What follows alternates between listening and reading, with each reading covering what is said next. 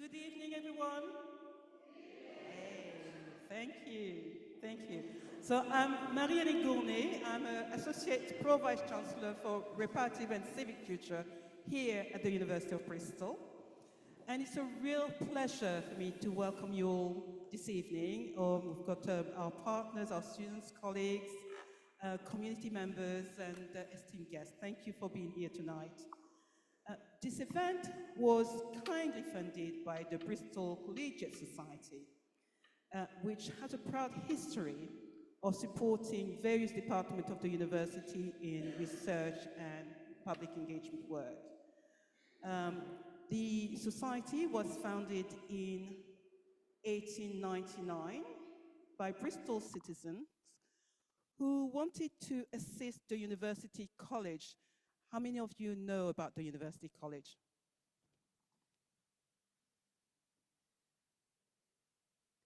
Well, it was our predecessor, so the institution before the University of Bristol, and it was founded in 1876. So next year, we'll be celebrating 150 years of the university, including the history of the University College. I thought I should say that. So it was founded in 1899, and since between 1808 and, not 1808, sorry, 1908 and 1948, it funded a range of research in various departments of the University College. And the main areas of activity it's currently funding is to support research or collaborative research, such an annual research, such as annual events, such as what we have today. And each annual event, they would have a public lecture, and this is what we have tonight. So on behalf of the university, I want to give a warm thanks to our Bristol Collegiate Society for making this evening possible. And in particular, big thanks to the trustees, Katie Curlin, I know he's here, Rachel Guberman-Hill, who is here as well, Andrew Monk, up there, and Pally Smart. Okay. Thank you for supporting this event tonight. I also want to give a warm welcome to members of the university senior team joining us tonight. So Tansy Jessup, who are our Pro Vice Chancellor for Education and Students. Guy Poppy, who is our Pro Vice Chancellor for Research and Innovation. And Pete Vermeulen, who is our Chief Financial Officer. Thank you for joining us tonight as well. So the Bristol Collegiate Society funding primarily supports international research gathering and groups of scholars, from across Africa that you will hear tonight have been working together on setting up a Pan-Africa Gambling Harms Research Network. And I'm told that they are making a lot of very good progress with that. So hopefully we'll hear a little bit more about, well, not hopefully, we will hear more about the work this evening. So why is this work so vital? The gambling industry is now worth $580 billion. This is larger than the GDP of 86% of countries on our planet. So larger than the GDP of 86% of countries on our planet. Yet behind that figure, there are countless stories of financial hardship, relationship breakdown, violence, crime, serious mental health and physical harm, including suicide. Hundreds of millions of the world's citizens are harmed by gambling through financial ruin. Gambling is undeniably a societal scourge and a global public health issue. And it's really fitted that we address this in a university, or this discussion in the university building, this environment tonight. With the rise of smartphone and 24/7 online betting, gambling has become a transnational phenomenon. And football, particularly the English Premier League, has played a key role in this expansion. This trend is deeply visible across the African continent, and we will hear some of the information about this evening. So the focus of tonight's discussions is what can we learn from Africa? The group of researchers here tonight, representing multiple disciplines, have examined gambling harms through varied lenses and proposed creative and locally grounded solutions. Learning from Africa is also central to university civic and reparative missions. Through our Reparative Futures program, for example, the university is working on acknowledging and redressing the legacy of African chattel enslavement while creating new equitable forms of partnership, knowledge exchange, and co-creation. Tonight's collaborations embodies that mission, valuing African perspectives, building shared understanding, and fostering truly global academic partnership rooted in justice and reciprocity. So tonight, it's my great pleasure to introduce, do we have our guests here? Introduce two presenters, Dr. Branko Sekalega, who is a lecturer in music in the Department of Performing Arts and Film at Makerere University, and Dr. Kakito, senior lecturer and dean of the Faculty of Science and Technology at Victoria University, both based in Uganda. Their research explore how music videos and social media influences can be used to encourage young people in tackling gambling harms. Unfortunately, their visa was refused by the UK visa immigration. They are not able to join us physically tonight, but they are joining us remotely. So please join me in giving them a warm welcome.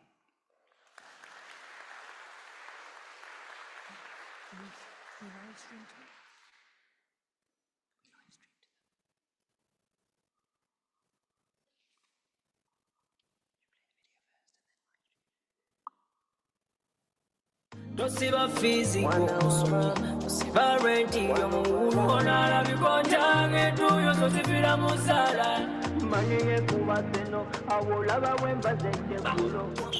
Bet on the future, no digger. Eliakis music. Mbela kwekunyika, naulira ngonafugwa. Mtolowoza kukopapula, kaleta wapukano na bibyo. Buulira ngonafugwa. Nangi tujipoa, lemera kukalimuko, nayate tosinga musala. Manige kubaseno, agolaba wemba zechekulo. Akatwalo no katekayo, gambolingi ya fuka meleyo. Stay away from the game. Life is more than a bed.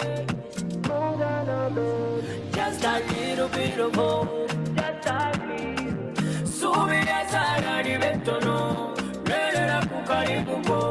Just a little bit of patience. Naibo bangozanya sala, fubangozanya gasenala. Mukulukula, abatunga bakulengera. Kugwe kwe balirabira, era kwe baligira. Kambolingi muka, akasente tolikawe. Nga bukafuna kwe bukasiba. Olukatekayo nga bakasabula. Every coin you lost, every sky in another way, and another heartbreak. Keep your rings so close, don't let them fade away.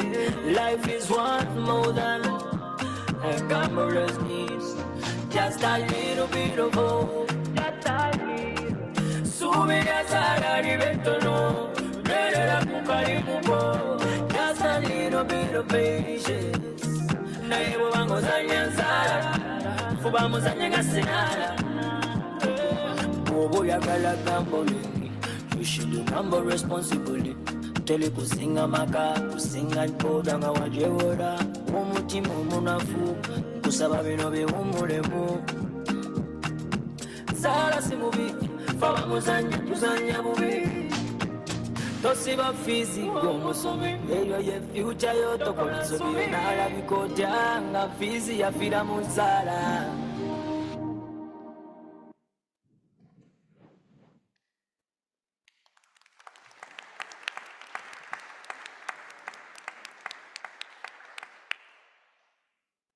Hello, everyone. My name is Branko Sekarega from Makerere University, and my colleague here. I'm Dr. David Kaketo from Victoria University, Kampala, Uganda. And we're excited to share with you some of the experiences we encountered when we are conducting our study in Kampala, Uganda.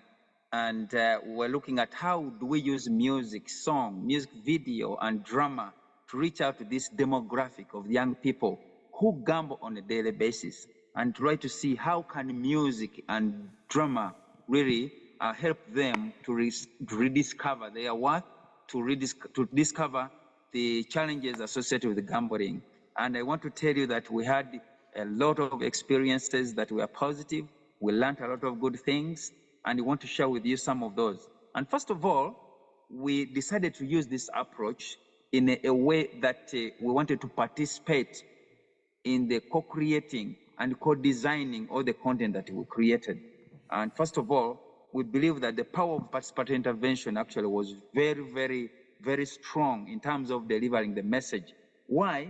Because participatory intervention, first of all, builds trust. This is a demographic that is very sensitive and very hard to reach to. So we thought that we coming out as researchers and impose on them was not going to be very effective. So what we did was we co-designed and co-created everything that we did in the music video to build the trust, and also because this population also is very hard to reach to. First of all, it involves border riders, school dropouts.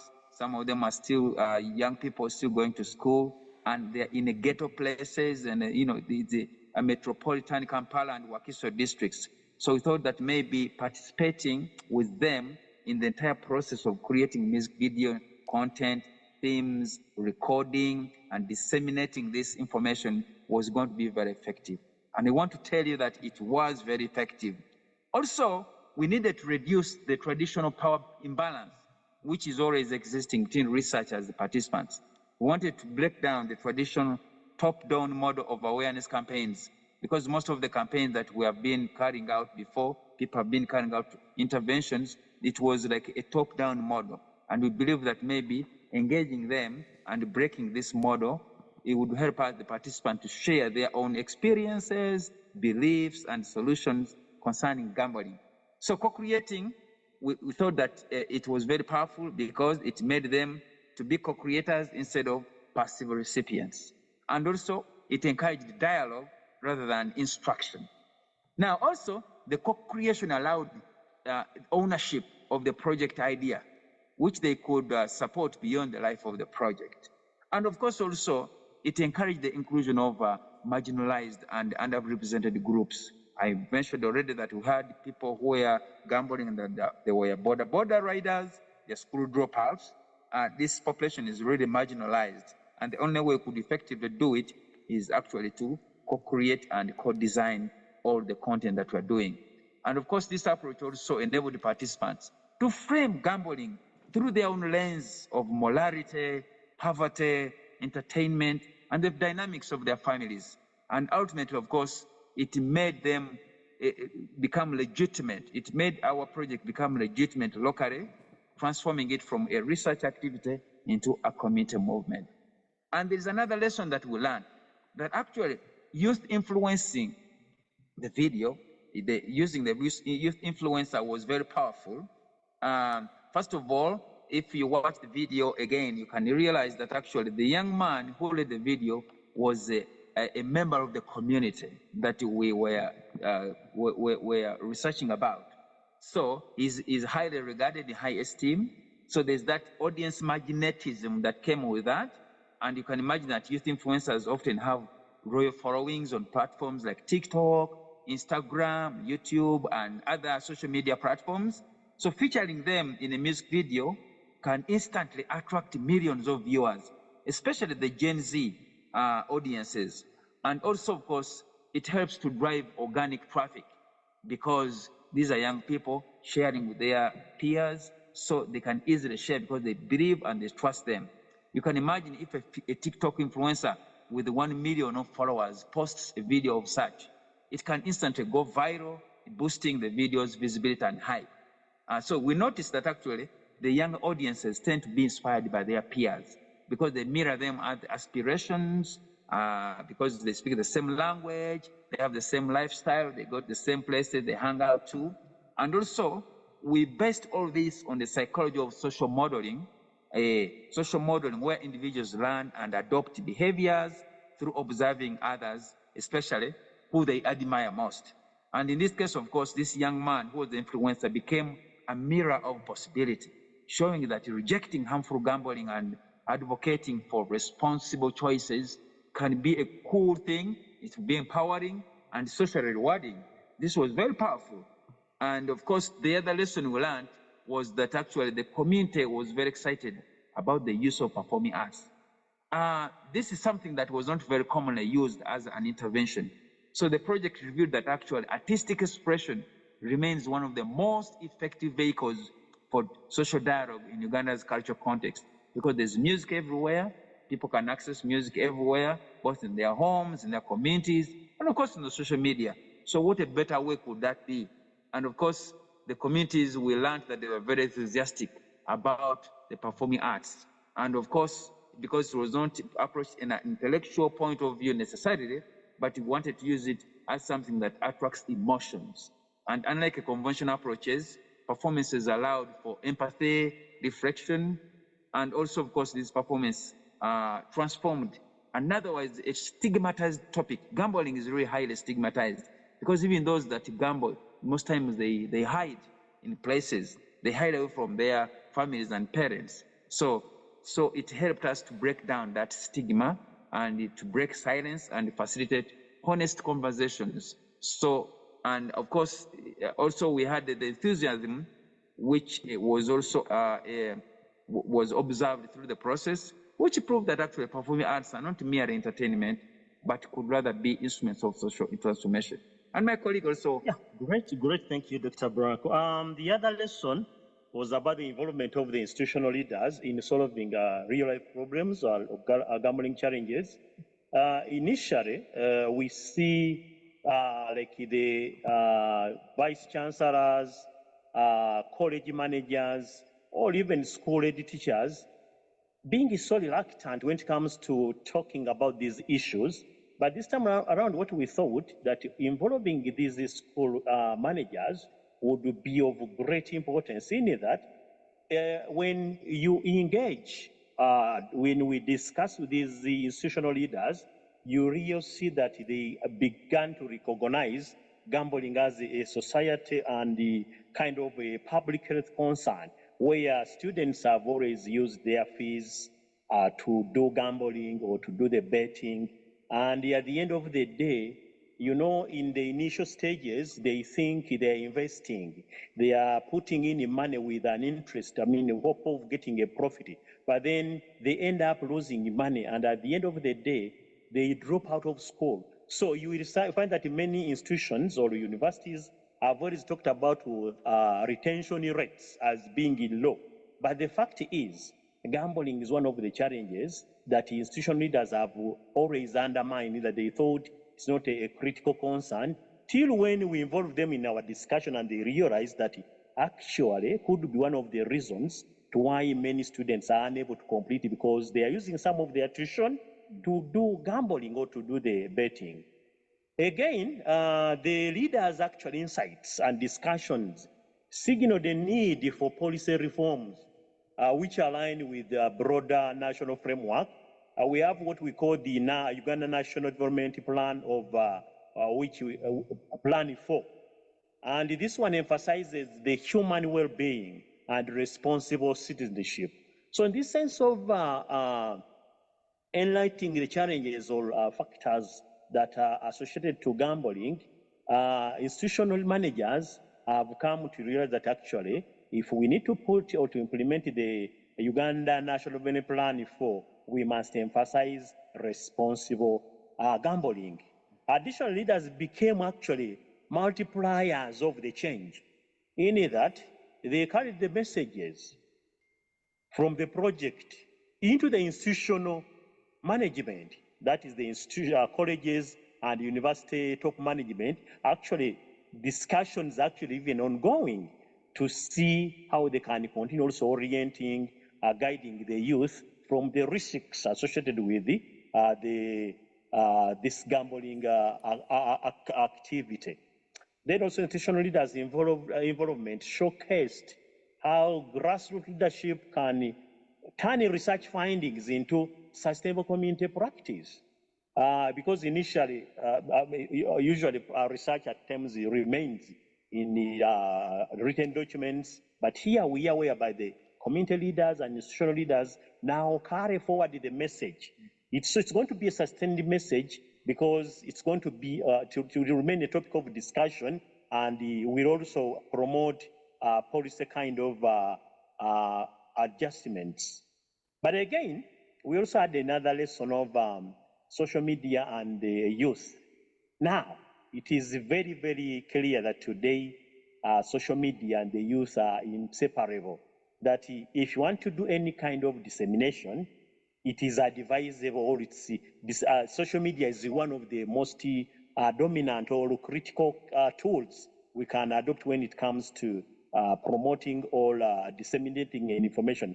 So you find that when it comes to the youth and social media, it's a very, very big connect, in that it is hard. Many students or even youth have been always using a lot of money to purchase or to buy data so that they can always do the online gambling. And at the end of the day, we thought tapping into social media as an approach to disseminate would be a very useful kind of event, and actually it has worked out. And then you look at platforms like TikTok today, you see students or even the youth creating a lot of content on TikTok. So TikTok is one of the approaches, or I would say even tools, that has become now a very famous instrument when it comes to disseminating information. Therefore, the project actually has scored highly by integrating social media in its approaches. And also it amplified, the digital spaces have amplified their awareness, because many regions could not reach each and every part of the country, but we see that when a message is shared on social media, it actually go to all corners of the country and the globe.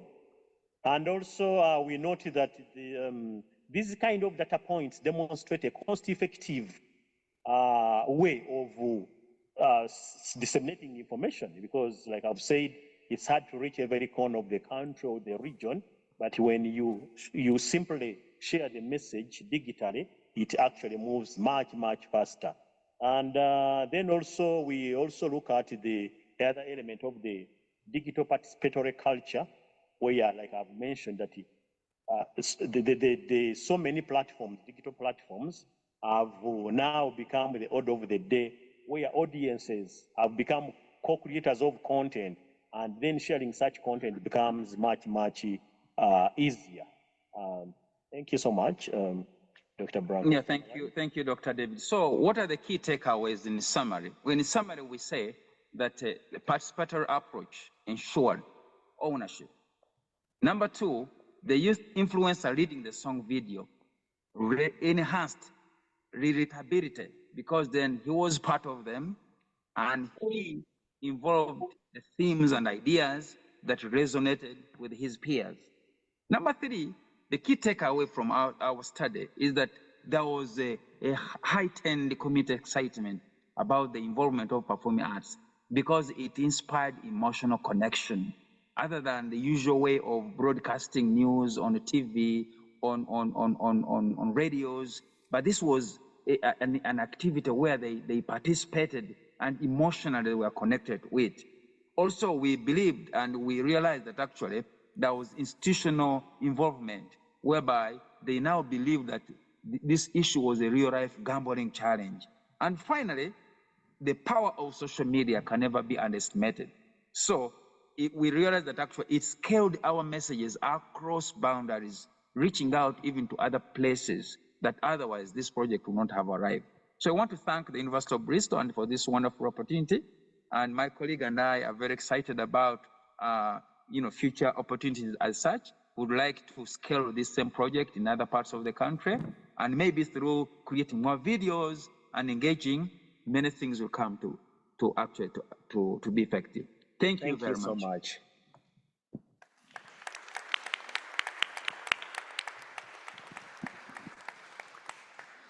Thank you so much, Branko and David. It's wonderful to see you live. They're live here.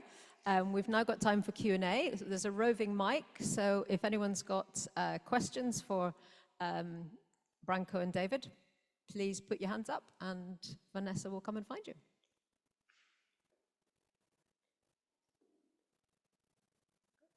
I'll start it off then, if we've got none while you're having a little think. Can you explain what a Boda Boda driver is?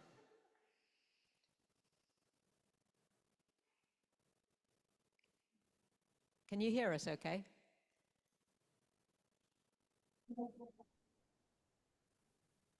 Oh, can you guys hear us? Yes, Agnes. Can you say that again? I was just asking if you could tell everyone what a Boda Boda driver is. Yes, these are motorcycles. We call them Boda Bodas. There's an interesting history about that name. It's because they used to come from Boda Boda, from Kenya border, and then the people on the border of Kenya and Uganda, they just named them Boda Bodas because they came from border. So they're motorcycles. Thank you.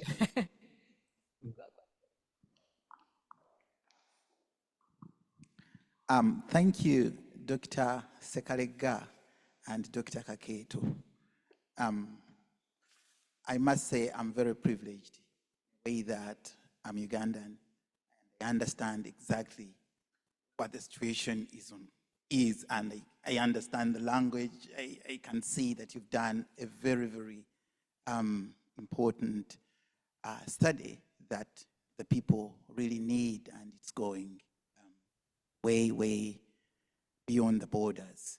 My question is about the gap between the rudimentary gambling that we see in the video where people are able to do gambling anyhow, and the modern betting machine, where I know that Uganda, I've not been for a while, but I know that Uganda has got all these betting houses. So while the methods that you've used can cut across, will there be another chapter of your research that is going to speak to the modern way? Oh, my question is clear. That's the question. Thank you. Thank you. Thank you very much. That's a very great observation. And actually, the fact is, gambling is not just for the young people. We can actually see that actually even the corporate community engage in gambling. I'm not sure whether they gamble when they are young so that it just carries over into their adult lives. But I think that's a good observation that there is high-end, high-class gambling in casinos. And of course, because our study was dealing with young people, it involves a lot of money to gamble in casinos, high-end, they're very expensive. So we're just limited to where this demographic usually resides and practices their gambling from their meager resources that they get. But I think it is very important that actually we carry another study and identify what happens actually in these high-end gambling centers, like in casinos, where the rich people or the middle class actually spend most of their monies. And it's happening, but it's be interesting actually to do a research specifically for that. To add on, yeah, when talk of the gap between the rudimentary kind of approaches to gambling, like the ones you've seen the video, and the modern, the high tech, yeah, I agree. The two are quite different, but like we are promoting the responsible gambling, the high tech side will definitely be captured under our message when we bring out that approach of adopting social media to disseminate our message. They too will get the message definitely. Much as on a wider range would think it would be more appropriate to also engage the other corporate class who mainly actually adopted the high-tech part instead of the rudimental approach.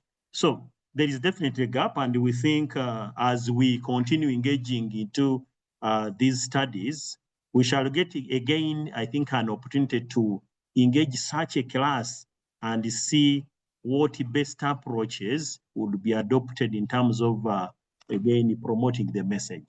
Thank you so much.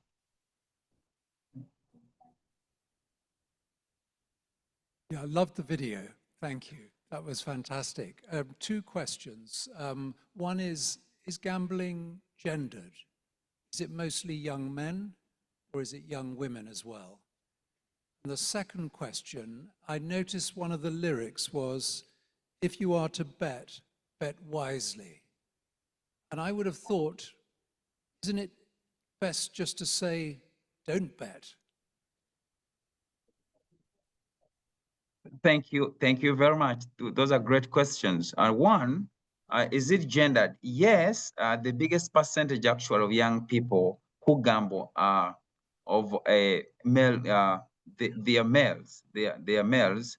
I think it's because of it's partly to do with the culture, cultural influences, because it's young boys who are usually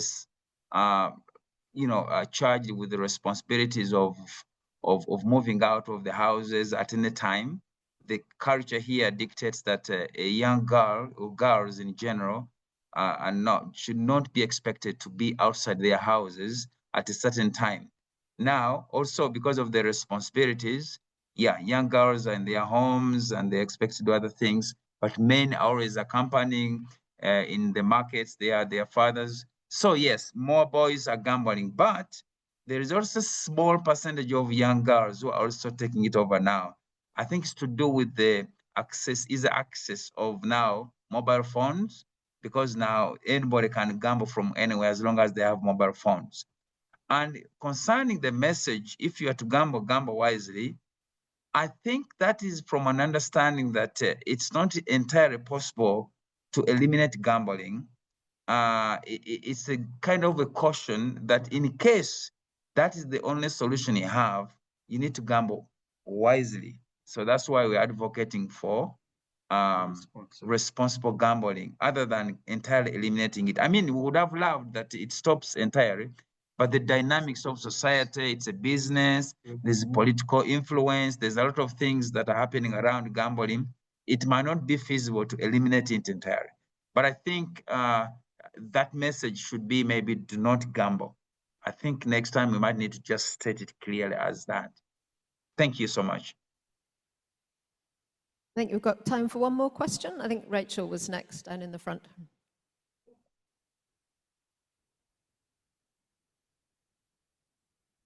Thank you very much. I also really loved that video. It kind of got me bopping along, so thank you very much for that.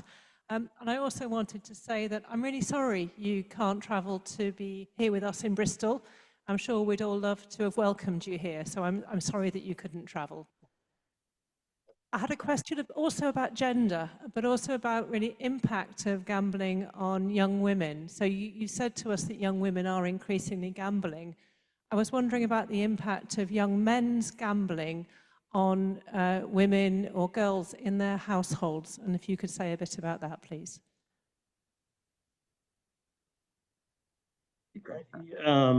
Thank you so much for that question. Yeah, true, like we've mentioned. Traditionally, I'm now looking at the perspective of our country, Uganda. Our tradition, much as it's shifting today, initially it was the man or the husband to look after the family. It used to be the responsibility of the man to look after the family.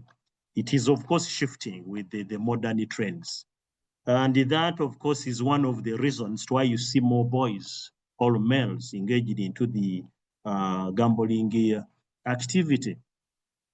And now with the impact, definitely there's an impact. Mainly, if you look at the family ties today, quite a number of, let me take an example of marriage breakouts today, especially amongst the youth, is due to actually a number of marriages are breaking up simply because the youth, the male, have been unable to actually sustain their families. The little they earn, the little they get is what they actually inject into gambling activities. So that's why we're saying it is actually a very good message we send out. We should promote responsible gambling. We need to orient, we need to guide, we need to educate that yes, it is a game, by the way, to some other people, it's a game. Gambling is a game. And much as we say it has a number of effects, but to some other side again, it's a business. You are aware that governments actually get a lot of revenue. The gambling houses actually have paid a lot of taxes. So it's a business. So the only message you can say, much as there is a lot of negative impact, especially amongst the youth, is we need to continue singing or promoting that message of helping them gamble responsibly. But the impact is actually there. There's a very, very negative impact, especially with the marriage breakups. You find a younger couple with maybe one child, they break up because the man or the husband can no longer sustain, can no longer manage the family. The little he earns is actually invested into gambling. Thank you. Thank you so much. I'm sure we could go on asking questions to both of you all evening, but we have more panelists here, but do stay with us because we'd love to have you here. Like Rachel, I'm incredibly sorry that you were refused your visas, not once, but twice. It doesn't make our job of working with Africa particularly easy. But thanks so much for the video. My name's Agnes Nair, and I'm the co-director of the Bristol Hub for Gambling Harms Research that you see here. We were privileged to fund a lot of the research that you're going to hear about tonight, and we've been so inspired by the research that we're going to hear about tonight that we've formed the Pan-Africa Gambling Harms Research Network, which we've been locked in a room all day working, and we've got some fantastic plans for the future. So if we could invite the panel to come up, and I will hand over to Isabella, who is going to moderate the panel.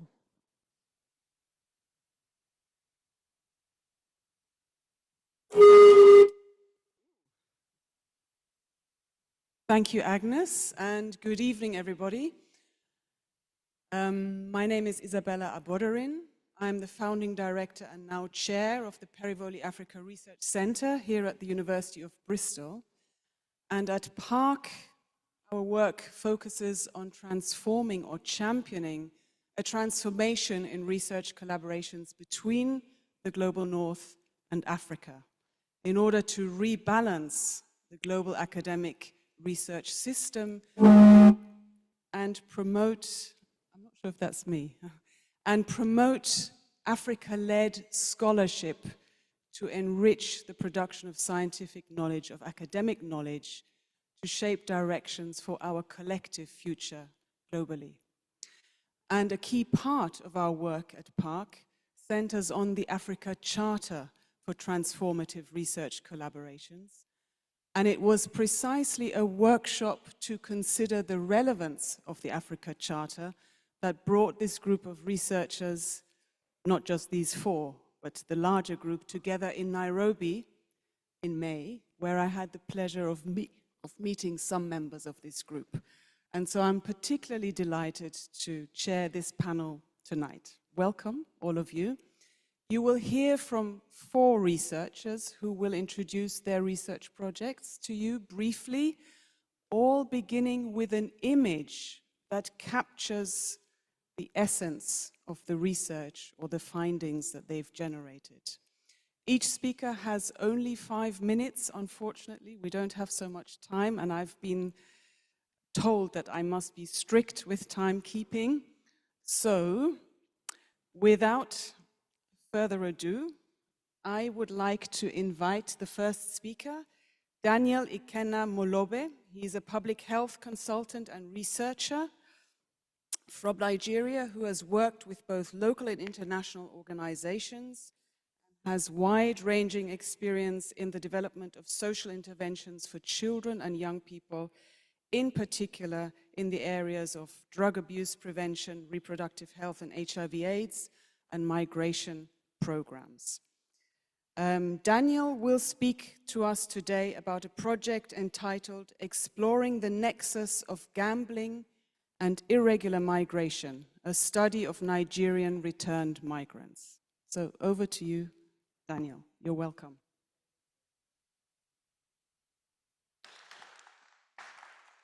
Thank you very much. Our research in Nigeria focused on the Nigerian returned irregular migrants. Those irregular migrants are those of asylum seeking, fake documentation, visa overstayed, victims of human trafficking, smuggled migrants. So those are undocumented migrants that we studied. So we were able to look at gambling in pre-migration, that is before they migrated, then during migration in the host country, and post-migration, gambling in post-migration, that is when they returned. And we also looked at the countries that they traveled. Most of them traveled within the West African countries like Libya, Morocco, Algeria, then those that traveled to Europe and also Asia.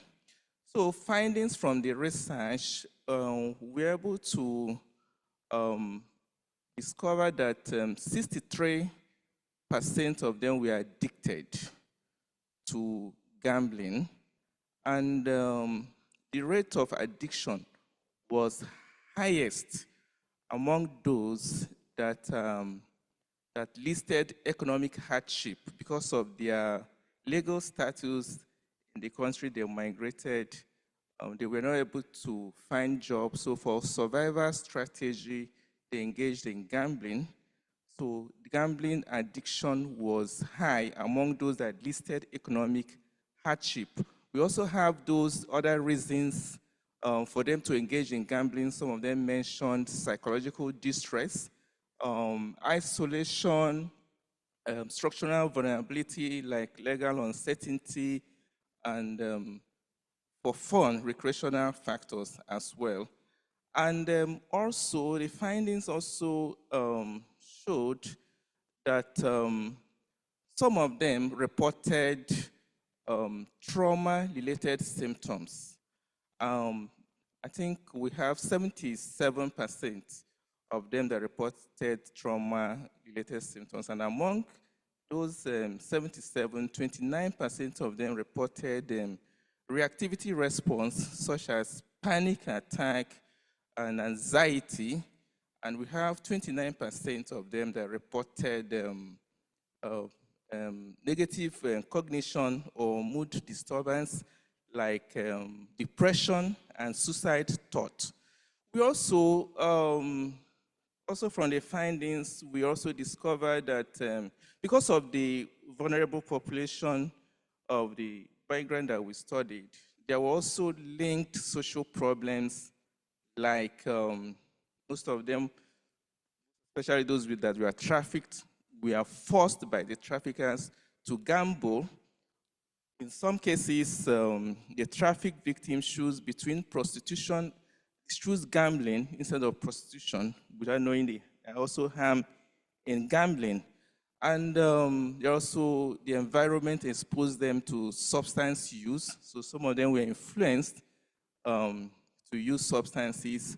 Some of them also reported that they engaged in other activities like drug trafficking in order to sustain their gambling. So there's a lot of harm that was discovered in the Nigerian research. And also it might interest you to know that we also were able to also find out that addiction, gambling addiction was high among those that traveled within African countries and Europe compared to those that travel to Asia. Of course, they are more vulnerable because most of them travel through the land, through Sahara Desert, and some of them that made it crossed over to Europe through the Mediterranean Sea. Some of them were caught under the sea and returned back to Libya. So there's a lot of hardship in their journey, and those were the findings from the research. So we need to explore more in this area among gambling and that's gambling among migrants. Thank you very much. Thank you very much, Daniel. And I'm sure you have lots of comments and questions. We will have a Q&A session at the end. We will hear all four and then open up to you. So thank you very much, Daniel. Now moving from the context of Nigeria to the context of South Africa, and I'd like to welcome you, Caitlin. Caitlin Ferreira is Associate Professor in Marketing and the Director for the Modular MBA program at the University of Cape Town Graduate School of Business. Welcome. And her research primarily focuses on the intersection of marketing, sustainability, and technology, considering how new technologies impact consumer well-being. And Caitlin will speak to us about her project, which is titled Understanding South Africa's Betting Boom. Over to you, Caitlin. Thank you. Very much. Good evening, everybody. As Isabella has just mentioned, I'm Caitlin Ferreira, representing the University of Cape Town's Graduate School of Business. So I think a good point to start is to acknowledge that the gambling industry in South Africa is growing at an unprecedented rate. Statistics South Africa, or as we commonly call it, Stats SA, recently released some household-level consumption data that's particularly looking at entertainment expenditure.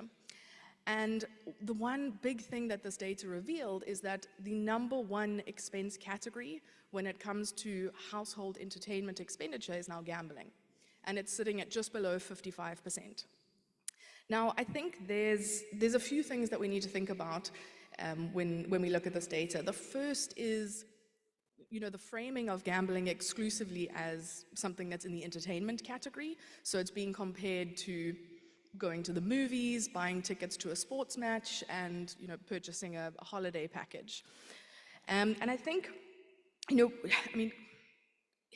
combined with that, we also know that in the 2024 financial year, South Africans wagered 1.1 trillion rand, which is about 47 billion pounds, in bets. Now, this growth is primarily being driven by the digital space, and specifically, as we heard about already, by sports betting.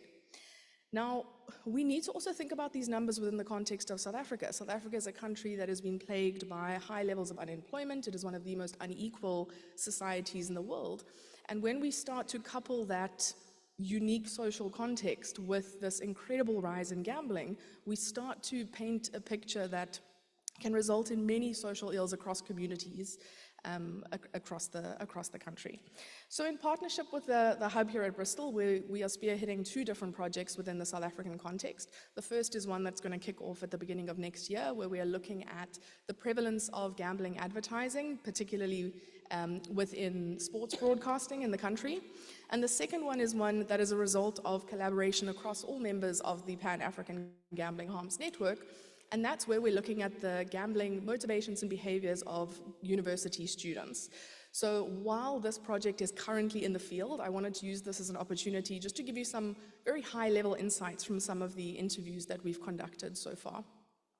So the first insight that I wanted to chat about is this notion of gambling being painted by respondents as a fun social activity.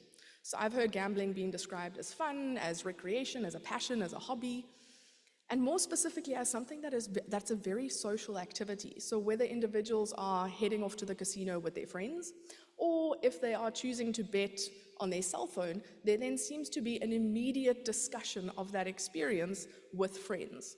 So what we're seeing here is quite a shift where young consumers are really shifting that stigma that is in some cases associated with gambling, and it's now being seen as something that's a very social, a very fun engagement. The second insight is that this notion of safe or responsible gambling is one that is seen as a multi-stakeholder issue. And I've been told very clearly by respondents that, just addressing one stakeholder group is not going to make much of a change, which in some cases is in almost direct contradiction to our responsible gambling slogan in South Africa, which is winners know when to stop, which very clearly places the responsibility of this notion of safe or responsible gambling directly on the shoulders of those that are engaging in gambling activities. And then the third insight is one that came from a respondent who was busy thinking about ways in which we can deal with this incredible increase that we're seeing in gambling activities. And one of his recommendations was actually to focus on a much younger generation. So in South Africa, at secondary education level or high school, all students have to complete a mandatory course called Life Orientation.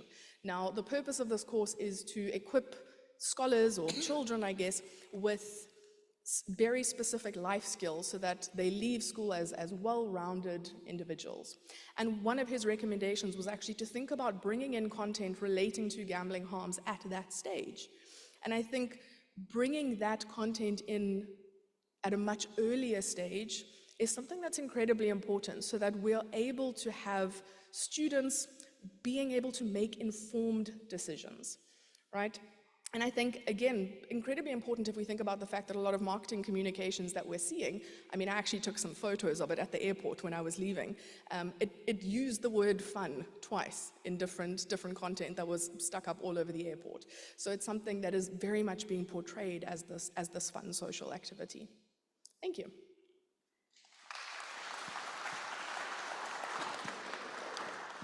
Thank you very much, Kate. Thank you very much, Caitlin. And now we move from South Africa to Namibia, and it's my pleasure to welcome you, Jacobina. Jacobina Wiljale is the Deputy University Librarian at the University of Namibia, and she has published in a number of areas, including information literacy and the use of virtual learning, and she is an early career researcher and will speak about her project on exploring the diffusion of gambling information impact on consumers' behaviors and to design a mitigating model to address harmful gambling in Namibia. You're welcome, Jacobina. Thank you and good evening. So we are 3 on this project, 2 librarians and 1 mathematician. We participated physically. We visited 4 regions with the aim to target those that were physically in the gambling outlets. We have confirmed our study that there are so many irregulated advertisements happening. But what was more interesting is the words of mouth, how it spread across peers. 40% have confirmed that they have heard this gambling from a next body, a peer-to-peer. It was also very interesting for us to know that there are a lot of billboards around the countries, but these gambling outlets are sitting closer to the residential community. Most of these local shebeens were not originally meant for a gambling outlet. They were transformed to that. Some of them have a VIP section. Some of them have an ATM machine inside. That was very, very convenient for anybody to access their funds and then, of course, participate on that. What was also interesting is the influence of radio as the promoter of the good, outcome of gambling, because past winners, they were very popular among the communities. They were used as celebrities to also promote the upcoming outlets, of which past winners were also seen as the talk of the nation and the society. A DJ radio sit there and saying, remember who have won, and you can do it also. So that was a very powerful promotional strategy. How does it affect different groups? It was witnessed by us that it was a male-dominated environment. Women who were the street vendors were seen, and of course, because of the cultural sensitivity, the male were also saying, they are not supposed to be here, but they are here. And it was seen also a kind of a taboo to say, you are here gobbling up money that is provided, supposed to be for the children. But what was also interesting is the fact that women have seen themselves as the term hustlers. And they were teaming up a group of 4 or 5 interbet, because they are not really acquainted with the soccer, but of course they could team up to say, how do we fill in to win? And when they were winning, those that were having cases of winning, they confessed to us that, I'm just trying to feed my family. As soon as I win big money, I will leave and go to the rural area. So that was quite also interesting to see that the concept of winning big money, what does that mean to us? So it was also very traumatizing that we have seen women who had their babies at the back entering this gambling outlet. And of course, they were not one, they were a bit of, a teaming up, and you could see how they were engaging. You can also see how they were physically exhausted, because they would sit there and of course just observe and move on. What is the government doing about this? Who are the government we are referring to? Different institutions. Of course, it's regulated in terms of the Casino Act and different, registration. It is a known factor that gambling is, is a social problem, but it's not openly discussed. There was an article, very interesting, The Dark Side of Interbet, and of course, parliamentarians are discussing about it loosely. The community is discussing about it. The social worker have cases of known addicts. Counselors are aware of it. Family members are aware of it. But what actions are they taking to mitigate? So part of our project is also to look at the mitigation model to see how best we can do it. And we are also learning from the Ugandians who are doing music, but we are also trying to dramatize it.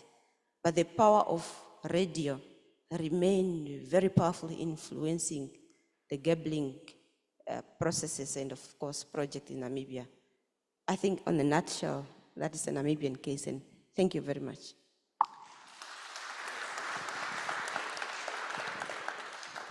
Thank you very much, Jacobina. And now, last but certainly not least, we turn to Kenya. Welcome.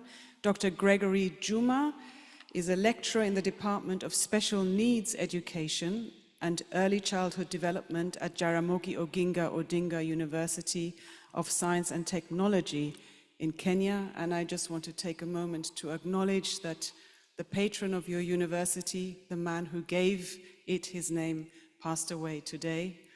Our condolences to you. Gregory is a specialist in sign languages and an early career researcher as well. And you will talk to us, Gregory, about the project entitled Identification of and Intervention in Gambling Effects Among Staff and Students in a Public University in Kenya. Welcome, Gregory. Thank you so much. I could just begin by mentioning that gambling has surged in Kenya, majorly as a result of online options for betting and gambling, and availability of mobile phones amongst the youth and general population, with around 65% of the youths, that's between 18 to 35 years, having participated in betting. And our project focused on the students and staff in universities, and it showed that 70 to 75% of the students and staff do engage in gambling, and 69% of them have moderate to problem gambling on the measure of the problem gambling severity index. We focused on the harms, whereby you find that most of the harms rotated on the students, with most of them using fees, college fees to do betting and gambling. They have pressure from providing for their girlfriends as students, and therefore they use the money meant for school fees or maybe for rent or to cater for their upkeep, and in the process when they lose, then the psychosocial harms also come in. So some of them tend to do engage in suicidal thoughts, and recently we got information that although majority are not reported, but most of the institutions, the universities in Kenya, do have cases of suicide, where they do commit suicide as a result of gambling, including even those students who have graduated, and when they do bet, they lose money, they have no any other way, they engage in suicide.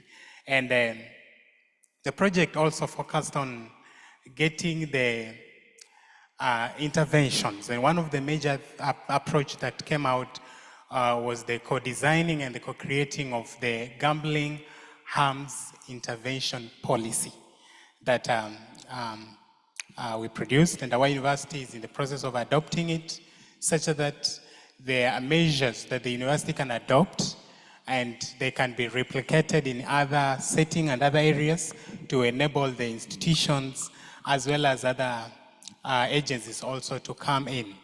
Also promoting the use of digitally created or co-designed psychosocial intervention guide, because gambling has the harm on the psychosocial aspect, stress, where the use of a psychosocial intervention guide that has been digitally designed can be used, because as it was mentioned in the other projects, most of these betting and gambling do take place and reached through the social media.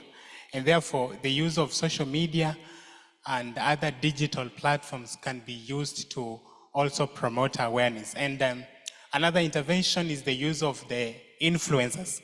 You see, there are people in the society that the youth generation majorly, they take as role models, and they tend to listen to them more. So if we have the so-called influencers come and talk to them, probably they might take it positive, and somebody else just coming and talking to them, they may feel, okay, you don't understand us. But these other one whom they look as an example, they can pick and run with it.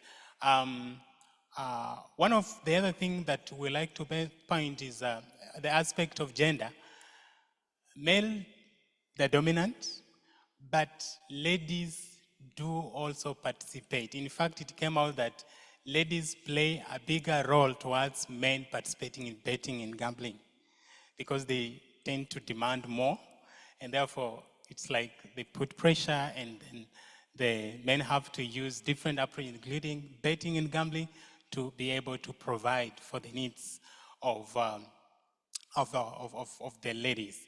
Finally, there are also the measure, the intervention that the government can put in place, including legalization, can I say restriction, and then also putting in place measures that can ensure that they do participate only at a certain age, and even the amount that is used. Thank you.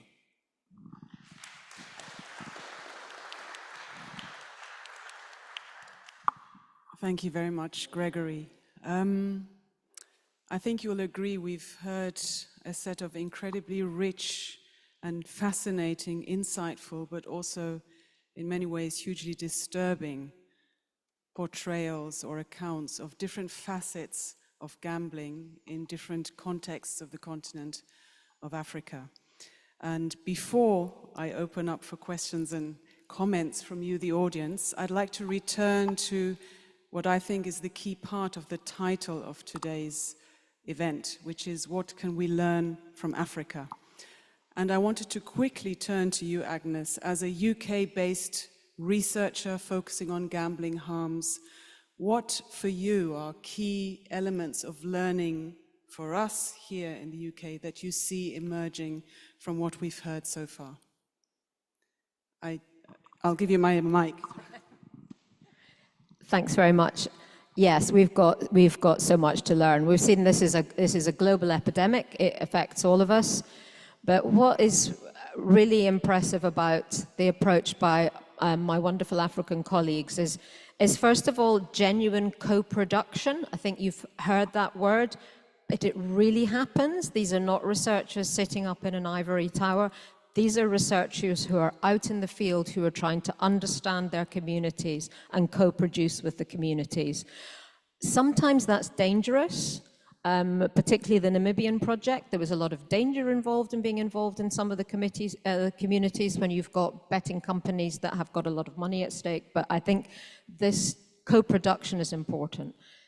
The other thing is the interdisciplinarity. This is a public health issue, but here we've got represented mathematics, librarianship, public health, special needs education, music, IT, and marketing.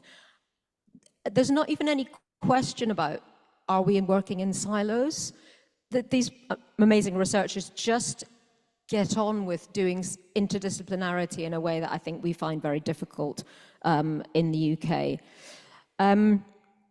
I think it's also the case that they have a huge passion.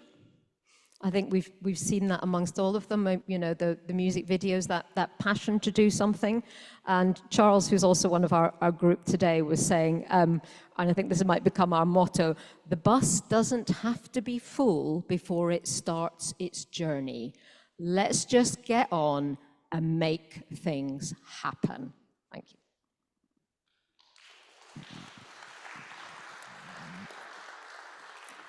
Thank you very much, Agnes. So now over to you. Please, when you pose a question or a comment, just briefly say your name and where you're from so we can place you. I'm Guy Poppy. I'm the Pro Vice Chancellor for Research and Innovation here at the University of Bristol. Really fascinating and interesting talks, thanks to everybody. I have a question in relation to bet wisely, that line, in the sense of where do you think artificial intelligence sits in this? Do you think people using ChatGPT might think that's betting wisely, or do you think actually there's a danger associated with it in which people gamble more because they think that artificial intelligence, you know, helps them make a better bet? Thank you. I think we'll gather a number of questions or comments and then ask the panel members to respond. Yes, please. Hi, Reese. I'm a senior lecturer in psychology at Bournemouth University. Amazing talks. I've learned so much and I have a million questions, but I'll keep it to two very short ones. For all of you, what are your governments actually doing about what you found? And also in regards to in the school and university settings, what is the senior leadership and vice chancellors doing to sort of address those issues too? Thank you very much. One more, that will be the first round. Yes, please. Thank you very much. My name is George Gumisiriza, and I'm from the University of Bath. I've got two questions. First of all, I want to thank you all for the amazing presentations, very informative. The first question goes to Daniel. Reflecting on all the talks, do you think the returnees exhibit a hybrid form of gambling back home? Because there seems to be one that is traditional, you know, that is talked about across. Do the returnees have a hybrid one because they would have learned something this way and then back home? The second question goes to all of you. What's the impact of gambling on the collective? I'm thinking about our famous Ubuntu notion, I am because we are, and since we are, therefore I am. So there is a whole group who are involved in gambling, and there is a whole group that is not involved in gambling. Is there some kind of trust that is broken, and then we see this famous African philosophy breaking? Okay, thank you very much for those questions. So, question on the role of AI, ChatGPT, on what the governments are doing, and then specifically around migrants and the forms of gambling they engage with, and then the question on the impacts on the collective. Daniel, you want to go first? Yes, for the returned migrants, from the research that we conducted in Nigeria, we observed that most of them have started gambling in pre-migration before they migrated. In short, we had 91% of them that gambled in pre-migration. Then on their return, we had 94. Reason, as they reported, that some of them were already addicted to gambling. Then also on their return, due to economic hardship, for survival strategy, they continue to gamble as well.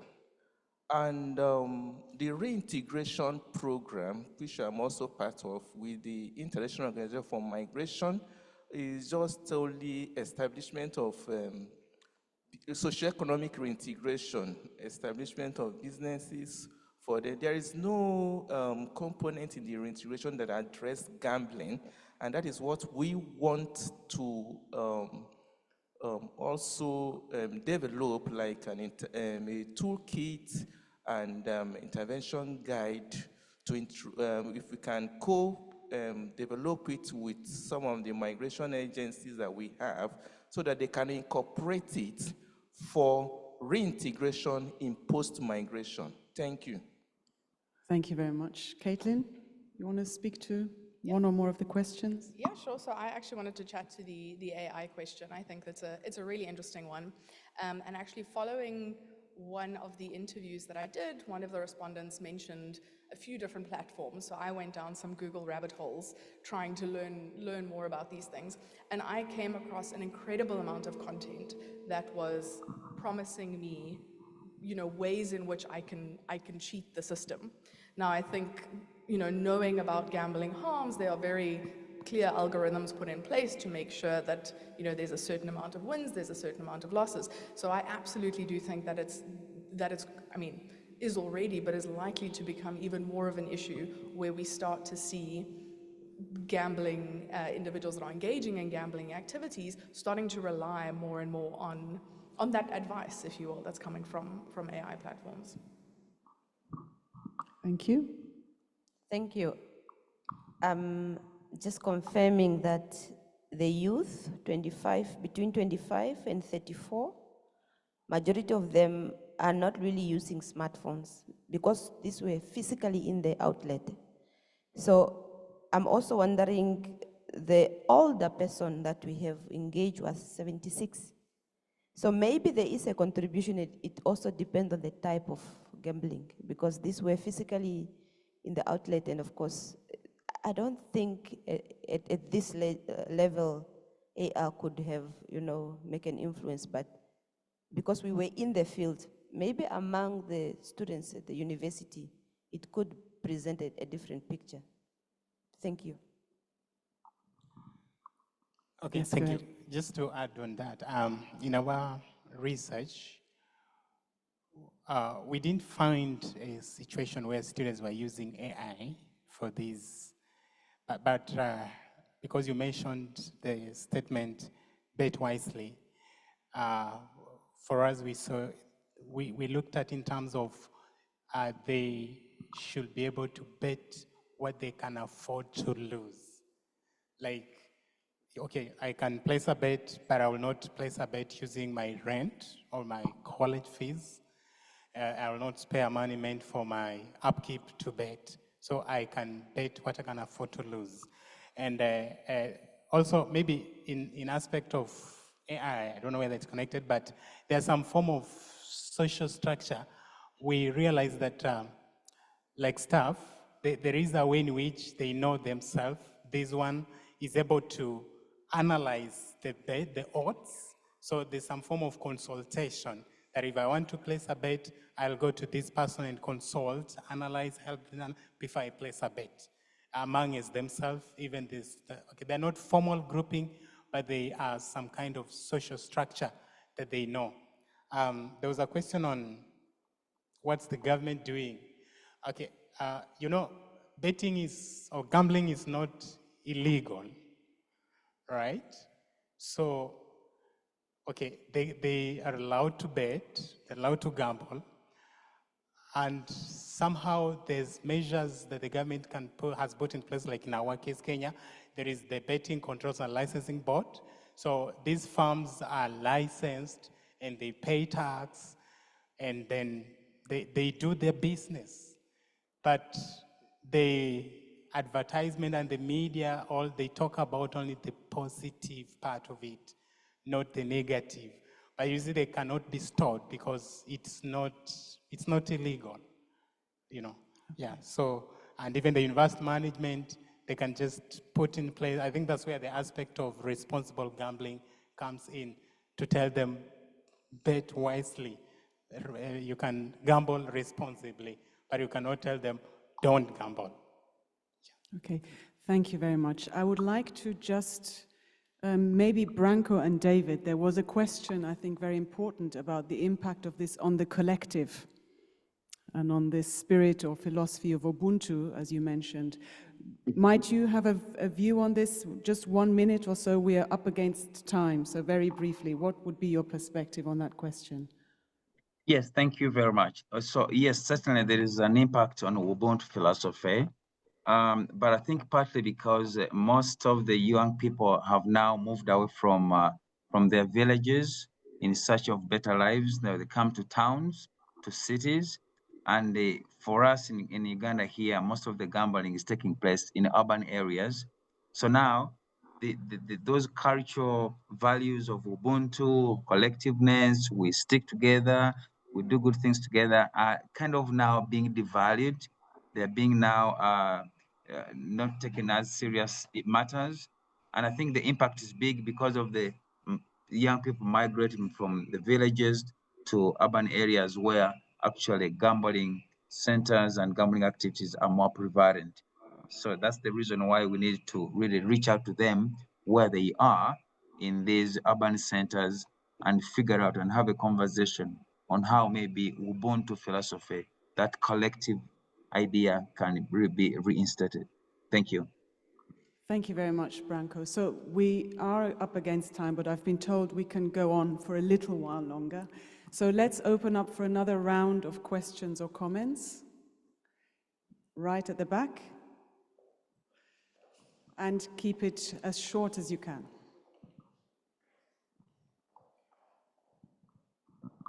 Thank you. Marlene Diagla, Haringey Council in London. I just wanted to know what type of co-production, co-design did you carry out with the young people? Okay, one more question or comment? Hi, I'm Kelly. I'm a counsellor for ARA and offer treatment and support for those experiencing gambling harms and those affected. And my question is, out of your research, I wondered whether there was any of your participants that have actually sought support or engaged with any support, if that's available, as a reactive measure rather than this is proactive?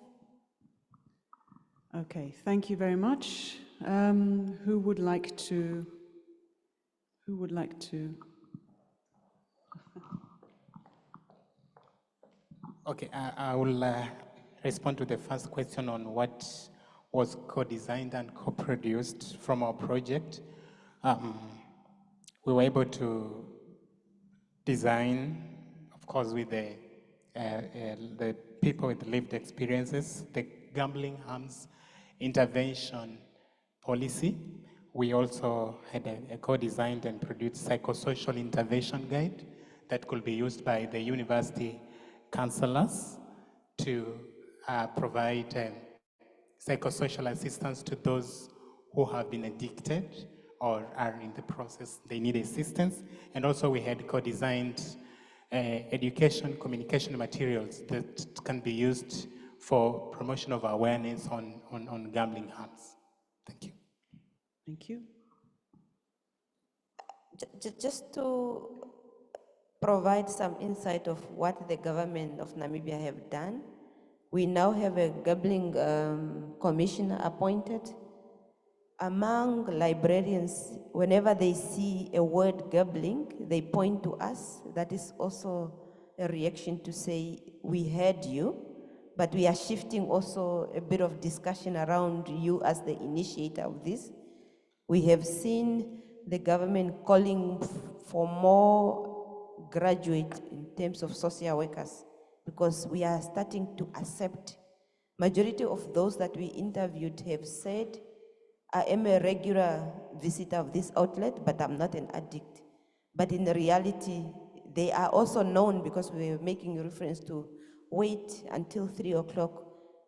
Maria will show up to, because she's kind of, an expert in this. So there is a lot of happening, but maybe loosely, not really well regulated on that. So in terms of collection, in terms of content, there is dialogues happening, but more still have to be done. And who should take lead in driving the bus? Perhaps that's the question. Thank you. Thanks. I think just to touch on that point around, has anybody that we've spoken to sought support? So as we said, the big research project that we're all working on at the moment is still in the field. But from my perspective, of everyone that I've interviewed so far, no, nobody has said that they've gone and actually sought support. One thing that I guess some kind of support measure that some individuals I spoke to said was that they've implemented their own guardrails. So saying, this is the amount that I'm willing to spend on this particular, app on this particular day. So kind of trying to implement their own guardrails, but not necessarily seeking support from other external service providers. And if I just have one more minute, I just also wanted to touch on the question around what our governments are doing. Something that we've spoken about quite a lot in our discussions is this tension of the gambling harms, and on the other hand, this being a very strong economic driver that's bringing a lot of money into, in South Africa, for example, into sport, right? I think you would probably struggle to find a South African team at the moment that isn't sponsored by a gambling company in one way, shape, or form. And in some cases, that we've seen in the country. And so we're really struggling with that balance of, we can see that this is bringing in a lot of economic benefit for certain people, and on the other hand, acknowledging the gambling harms that's stemming from that. So it's a really interesting discussion, one that we keep having ourselves as well. Thank you. Okay. Branko, David, any particular views on the last two questions? Yeah, I think in terms of whether we have had some of our participants who seek support, we don't have anybody who came out to claim that they sought any support. I think partly because of the stigma associated with that. So also because when young people lose money, they are engulfed in the shame. They are shameful, so they don't want to share that kind of bad news with others. So they cannot seek even support. I think the more they gamble and the more they lose, the more they actually affected emotionally, and they get those kind of suicidal thoughts. And I believe there's something that needs to be done, even to reach out to those that are addicted and affected in many ways. Thank you very much for that. So we are coming to the end of this evening. I would like to invite every panelist to give a 20-second, I've shortened it, 20-second closing statement, just a closing reflection at the end, and then we can close. You go first. Thank you very Daniel. much. Because gambling is documented in transnational migration, there is need for cross-national coordinated intervention. Thank you. Thank you. Caitlin? Great. So I think given that we're seeing more youth becoming engaged in gambling activities, I don't think that we can underestimate the importance of early education. And I wouldn't necessarily suggest that understanding gambling harms is only necessarily about restraint. It's also about empowering consumers that they are able to make informed decisions that take into account their longer-term consumer well-being. It's a socio-economic issue. Hustling in Namibia is a term used, but can you say you must hustle wisely or be responsible when you are hustling for the next day's bread? From a woman perspective, I just feel that these are deep-rooted issues and the government should work hand in hand with us. Thank you very much. Right. So what can we say? Gambling has a bright future, and it's here to stay. So we can only identify the harms and intervene. Thank you. Thank you. And last but not least, Branko David, 20 seconds. Yes, gambling is real, it is addictive, it is harmful, and needs to be addressed. David? Or you spoke for the two of you? Wow, thank you. Yeah, one thing I can say is that we need to team up, we need to be strong to continue promoting responsible gambling because it is here to stay. Thank you. Thank you very much. Agnes. Thank you so much. Gambling is a very, very complicated issue, as we can see, and the tensions between government prevention and governments looking for extra money is probably the big nexus that we need to tackle. So my feeling is we're at the beginning of a journey, whether we're on a bus, hopefully next time on a plane to come to see us, but it's a journey, and it's one that I'm very much looking forward to taking with this group of researchers. So I just wanted to finish by saying a massive thank you. So thank you to Branko and David for being here. Thank you to Caitlin, Jacobina, Daniel, Gregory. Thank you, yes, and Charles. Thank you to Marianique. Thank you very much to Isabella. Thank you to the Bristol Collegiate Research Society. And I'd also like to say a massive thank you to Vanessa, Emily, Rebecca, and Kerry, who have organized today, because without them, it would not have happened. So thank you all. We look forward to taking this discussion onwards. Thank you.